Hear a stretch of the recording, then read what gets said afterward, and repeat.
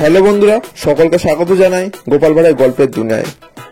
আজকে গোপাল ভাঁড়ের গল্পের দুনিয়ার উপস্থাপনা হলো পরকাল খাওয়া নামক গল্পটি। বন্ধুরা, গল্পটি হতে চলেছে দারুণ মজাদার, তাই প্রত্যেকের কাছে অনুরোধ রইল ভিডিও সেকশন দেখার জন্য। চলো শুরু করা যাক আজকের এই অসাধারণ গল্পটি। পরকাল খাওয়া। একদিন ঘোর বর্ষার সময় গোপাল জুতো হাতে পথ চলেছে। এমন সময় পালকি চড়ে রাজা কৃষ্ণচন্দ্র ওই পথে যাচ্ছিলেন।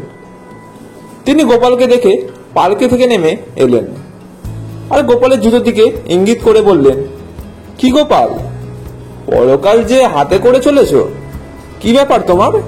গোপাল বললে, আমি তবু হাতে রেখেছি, আপনি যে খেয়ে বসে আছেন।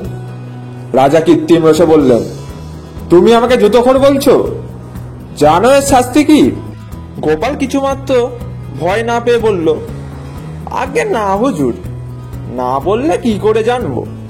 তবু বলি, জোয়ান মানুষ আপনি, পালকি ছাড়া চলতে পারেন না, এতেও কি আপনি বলতে চান আপনি নিজের পরকাল খেয়ে বসেননি, বা আমি মিথ্যে কথা বলছি? মহারাজ, এদিকটা চিন্তা করেননি?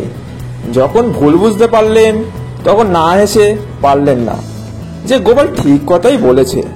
বন্ধুরা, আজকের গল্পটি কেমন লাগলো অবশ্যই কমেন্ট করে জানাবেন। আর এরকম গল্প শুনতে আমাদের 1000 স্টোরি চ্যানেলটিকে অবশ্যই সাবস্ক্রাইব করে নেবেন। দেখা হচ্ছে পরবর্তী ভিডিওতে। ততক্ষণ ভালো থাকুন, সুস্থ থাকুন এবং আমাদের চ্যানেলের পাশে থাকুন। ধন্যবাদ।